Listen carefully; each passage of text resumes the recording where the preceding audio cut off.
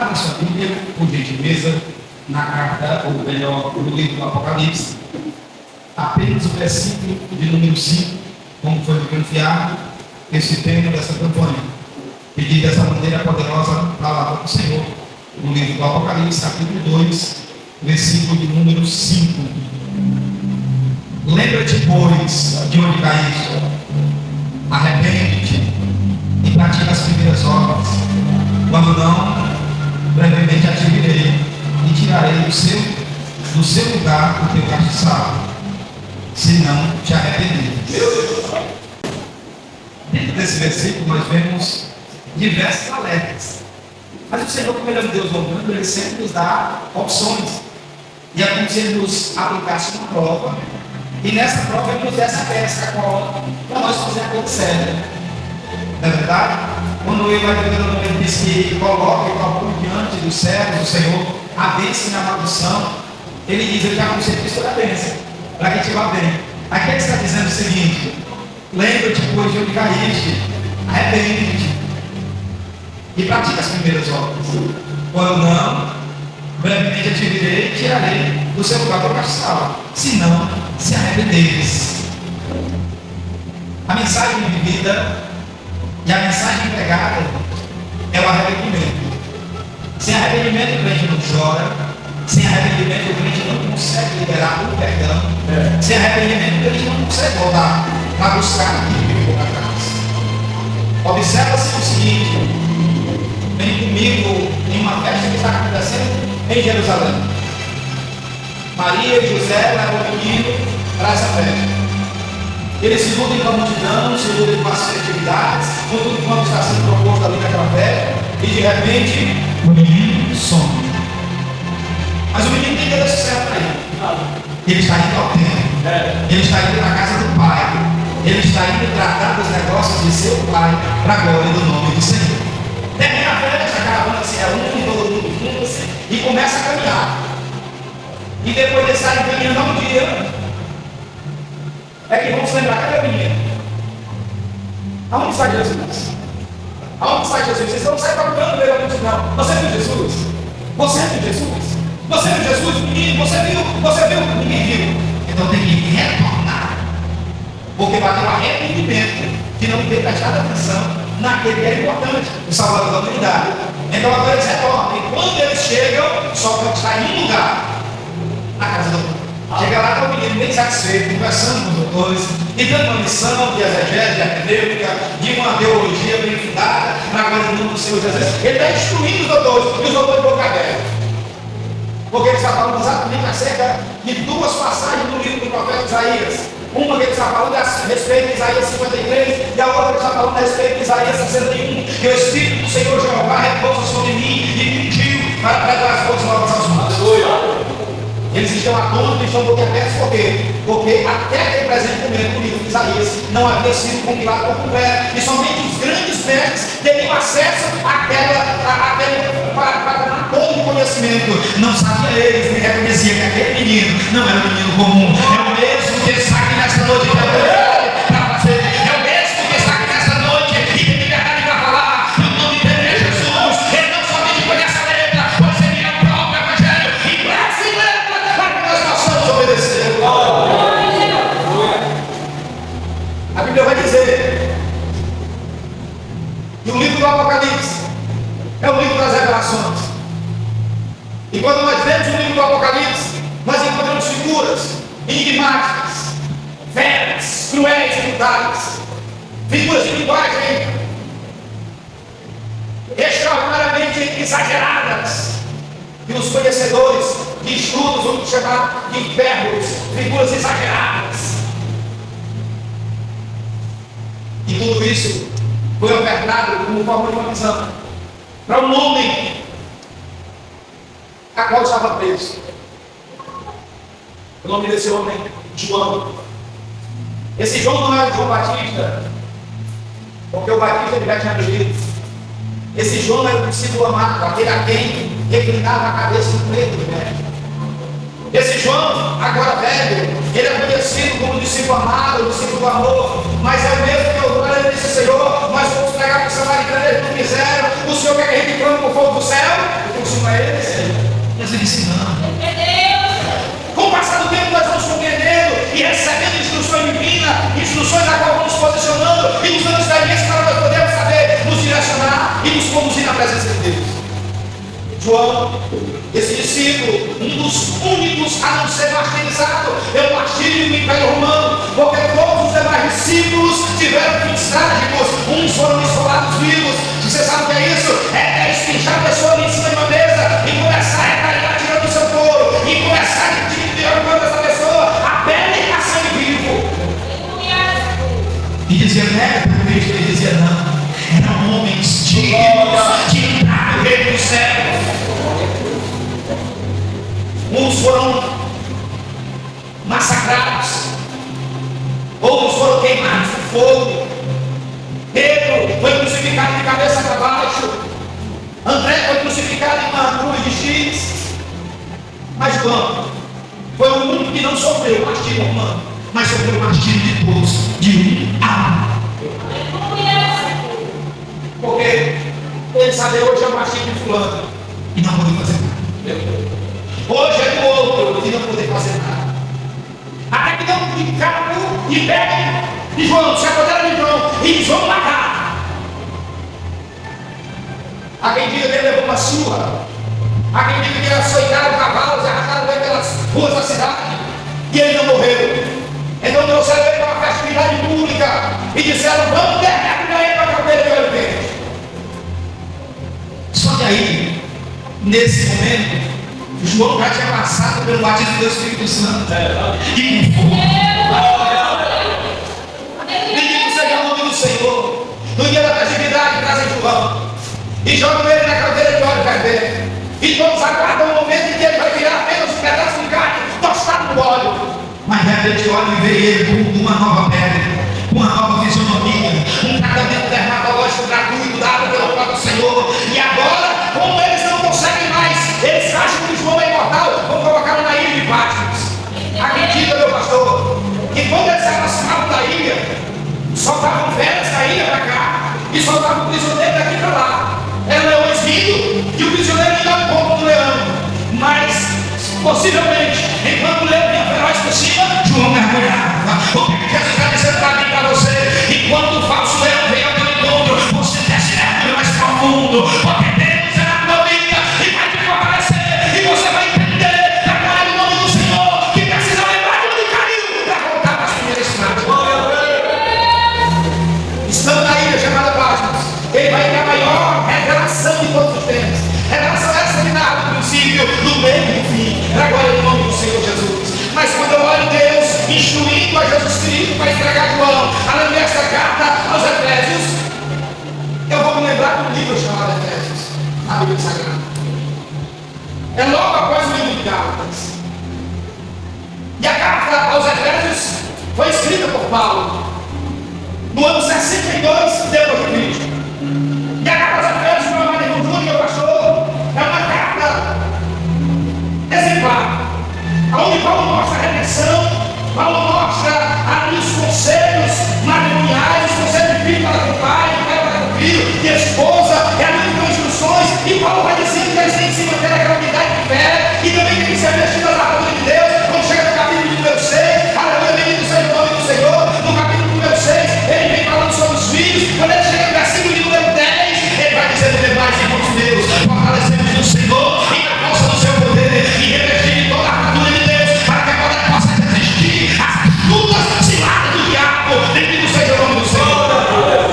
A igreja de Efésios era a igreja que estava envolvida, estava cheia da presença de Deus. Na igreja de Efésios não tinha amor suficiente para ajudar o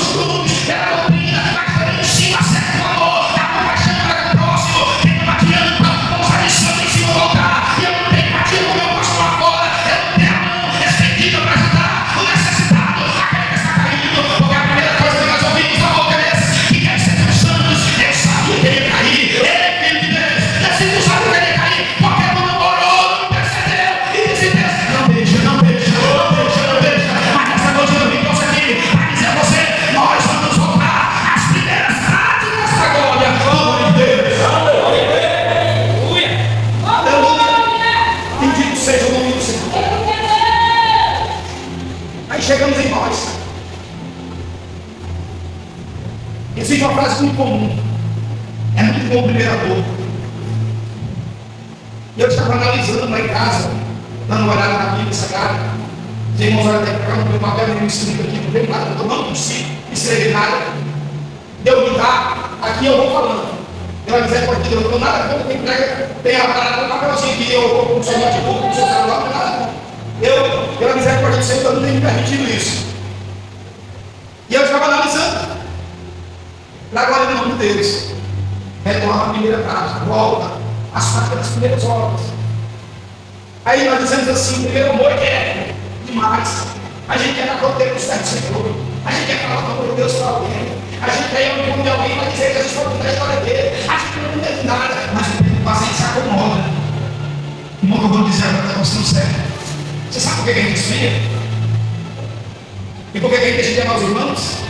Por que a gente deixa de amar o próximo? Porque a gente deixa de amar a Deus. É porque deixamos de amar a Deus. Jesus disse: um novo mandamento eu vos dou, que ameis uns aos outros, assim como eu amei a vós. O primeiro mandamento é amar teu próximo a ti mesmo. Ama Deus sobre todas as coisas, e o teu próximo a ti mesmo. E ele disse: um novo mandamento eu vos dou, que ameis uns aos outros, assim como eu amei a vós. Mas só vamos ter condição de amar os nossos irmãos se nós tivermos uma boa fornada por Deus, por Cristo Jesus nesse lugar. Se a nossa vida aqui não for atrás de ouvir a palavra do pregador, se a nossa vida aqui não for atrás de ouvir a voz do meu cantor favorito, essa minha vida aqui for para exaltar e bendizer o nome do Senhor. Eu não sei, papai, eu não sei, tanto vai ser teólogo como irmão Chiquinho analfabeto, mas se estiver falando de Jesus, eu vou agora. Eu vou agora. Quem é agora nessa noite? Quem é essa noite?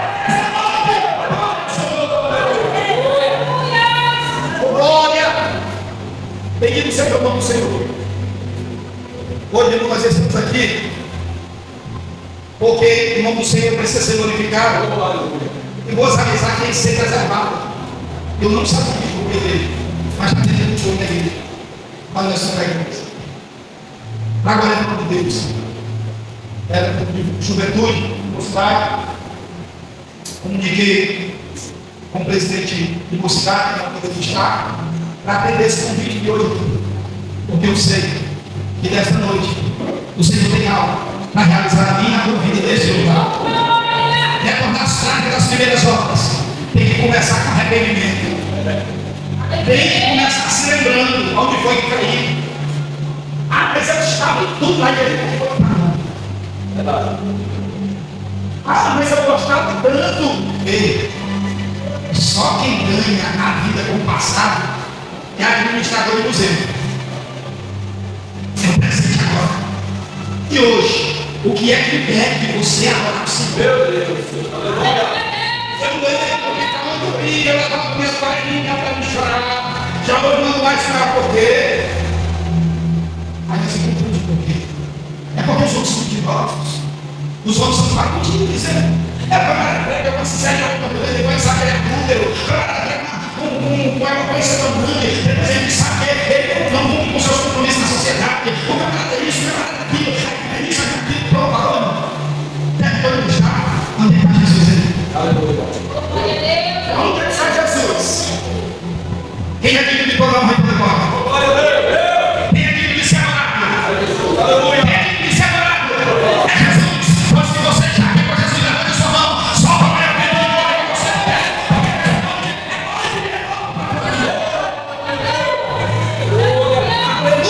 Bendito seja o nome de Deus. O estudo vai dizer que Paulo, quando escreve a carta aos Efésios, ele estava preso. Mas essa carta aos Efésios ele não estava, aleluia, muito envolvido com religiosos. Ele estava escrevendo algo para alguém rápido, alguém fácil de se lidar. Mas 30 anos se passaram. E depois desses 30 anos agora, Deus está naquela igreja. Ei, vocês são conservadores. Vocês até colocam a prova, que eles se chegam de tiro, dizendo que são uma coisa. Vocês vão lá e dizem, não, vocês são mentirosos. Vocês não aceitam a mentira entrar. Mas o amor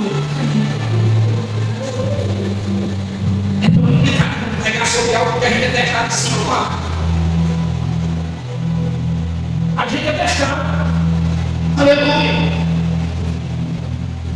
E aonde foi que caiu? Lembra? Aonde foi que caiu? Arrepende-te. Pratica as primeiras obras. Aleluia, Deus. Amém. Glória. 3 horas da manhã, já você de joelho, pé na cama. Estava orando e dizia: Deus salva vidas, envia vidas, ajuda Deus. Você queria saber o que era que tinha culto no dia que não tinha culto, para não ficar se ouvindo a palavra de Deus. Você queria a palavra no intervalo, da parada, para descer do trabalho, porque você não ia ter tempo o restante do dia e dar a volta da mesma forma e hoje tem uma vida mais.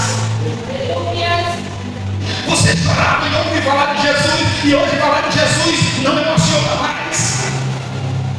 Hoje a gente chora assistindo uma série, hoje a gente chora escutando uma história, mas quando ouvimos falar da cruz, já não afeta mais a nossa emoção, o âmbito da nossa alma.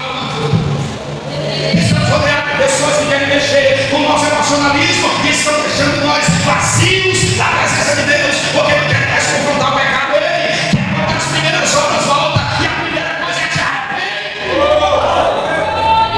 Aleluia! Arrependemos, a mensagem não mudou.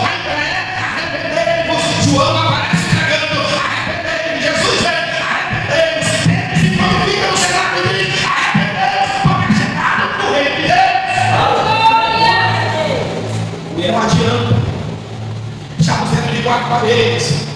Aqui louvar e exaltar, até se emocionar com algum louvor, mas se não carregarmos conosco verdadeiramente gravado no nosso peito, a gente tem no peito, porque eu costumo dizer, mas é no centro da alma, no âmbito do sentimento da psique humana. Se nós não carregarmos estabelecido, como diz a palavra de Deus em Jeremias, gravado, aleluia, com ponteira de ferro, como se grava uma pedra. Bendito seja o nome do Senhor, que Jesus Cristo é o Rei, Ele é o Senhor, é digno de honra, é digno de glória, é digno de louvor, é digno de adoração. Se não tivermos isso, nós vamos passar de velhos cristãos religiosos que viemos para cultos nos dias determinados. No dia da doutrina nós estamos aqui e dependendo do nosso estado emocional, nós já sabemos o que o pastor vai dizer. No dia seguinte, dependendo do tempo da campanha, nós já viemos já esperando o que será que vai sair desse daí. Você está olhando para um ser humano pecador que sem a graça de Deus não passa de um pobre miserável e desgraçado sempre, sem a graça de Deus. Mas a Bíblia diz que em Cristo nós somos mais do que vencedores por aquele que nos amou primeiro. Por que você aceitou Jesus? Por que você chegou na casa de Deus? Ah, pastor, cheguei na casa de Deus porque eu estava passando um terreno, nada dava certo, e passou a dar certo quando você chegou. Passou, pastor, começou a dar certo, mas outras lutas se levantaram. Como foi que você venceu essas outras lutas? Orando. E por que hoje você está querendo solucionar os seus problemas colocando na mão de pessoas que nem pensam? Meu Deus! Por que no começo você falava com ele? Vou contar um breve testemunho para você. Vai fazer exatamente um ano agora.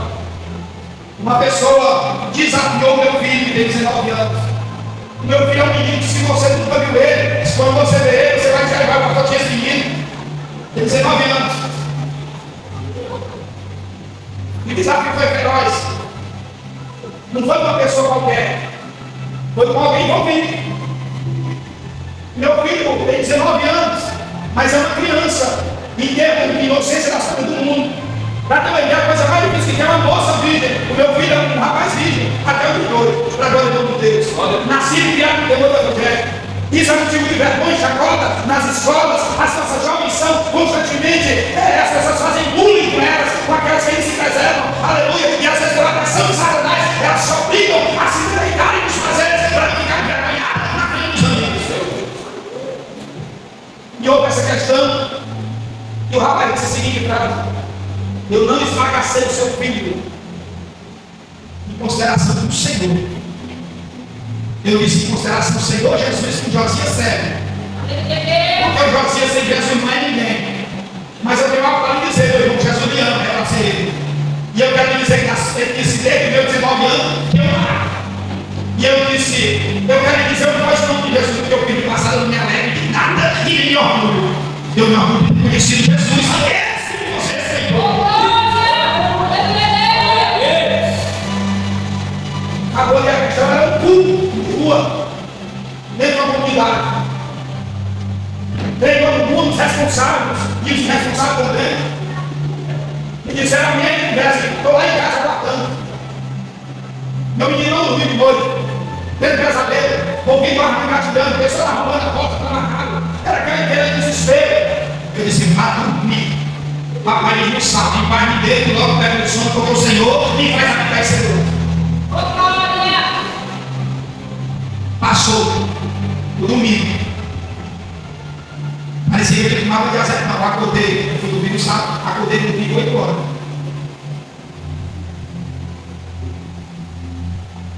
Sem preocupação ninguém com Deus. Passou o domingo, a segunda, a terça, a quarta, a quinta, e virou 15 dias, e ninguém bateu na minha porta. E eu andando dentro da comunidade, eu era responsável do setor. E deve ter como é que fica a situação. É coragem, pastor? Não. Não é coragem. É porque você Deus sim. Aleluia. Mas sabe, eu você pode essa seguinte frase: pastor, o senhor é um homem de Deus. O seu menino é um menino crente. Ninguém nunca viu ele com bagunça. Ninguém jamais vai tocar a mão no filho do senhor. Nem o usuário vai tocar a mão. Se criança haja primeiro um levantamento da vida da pessoa. Imagina o filho do senhor pode ficar sossegado. Aleluia. Aleluia. Porque todas vocês verem. Tem pessoas que estão aqui e não estão conseguindo se concentrar porque o filho está fora. Tem pessoas que estão aqui e não estão conseguindo se concentrar porque tem parente que teve que mudar de setor da penitenciária e foi para um carnaval agora. Mas Deus é quem cuida, Deus é quem faz. Basta somente voltar às práticas da pessoa. A igreja do Senhor sempre venceu as guerras espirituais para buscar no Senhor. Quando o joelho, a Bíblia diz que na perseguição da igreja, a turma vem Pedro já cadeira, já tinha matado o diabo. Aleluia, ao fim da espada, agora Pedro disse: Pedro, a preocupação da igreja chegou, tirou a cara, tirou a chinela e acabou de sono. Olha a preocupação de Pedro. Quem é que pode saber vai morrer amanhã? Mas só quer ser Jesus de verdade, irmão. A morte é um convite para chegar para o céu. Aleluia. Não, pastor, eu não acredito no céu, mas me defenda. Tem quem diz assim, aí se eu morrer. Isso. Você conhece a igreja? Ele estava todo preocupado, agarra do sono, e a igreja estava orando e dizendo: só para ver Jesus, só para ver Jesus, só para ver Jesus, só para ver. Quem quer ver o poder da oração? Levanta sua mão em direção à sua casa e começa a receber na tua casa de vida. Deixa, papai, essa é a vida dele, papai, essa é a papai, no nome do Senhor, papai, faz a obra.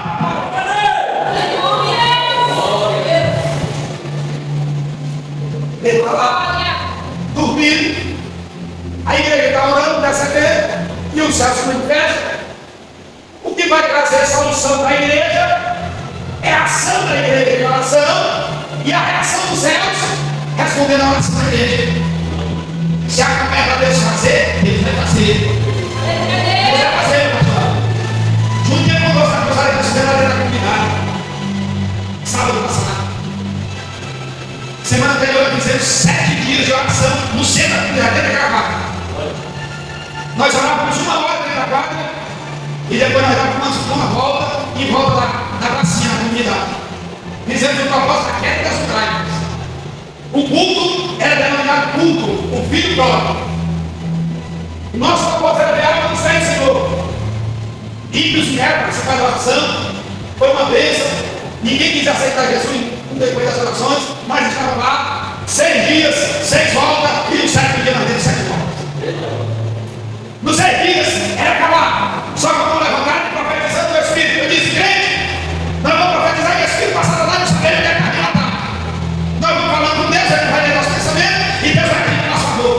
No 7º dia nós passamos a Deus quer uma maldição. vai correndo, coloca a terra, cura, faz um milagre acontecer nesse lugar, salva vidas. Aleluia. Começamos a organizar. 3 e pouco atrás, a senhora chegou e disse: pastor, estou com depressão, e estava amarrando. Jesus, minha menina, em nome de Jesus, minha continua a receber sua vez. A mulher veio com você, Senhor Jesus, ganhou você. Eu soltei. E o resultado deu 10 vidas para o Senhor. Mas quando eu disse, se estamos fazendo para Deus, fazendo algo para Deus realizar, Ele vai realizar em breve. Precisa de quê? De se arrepender.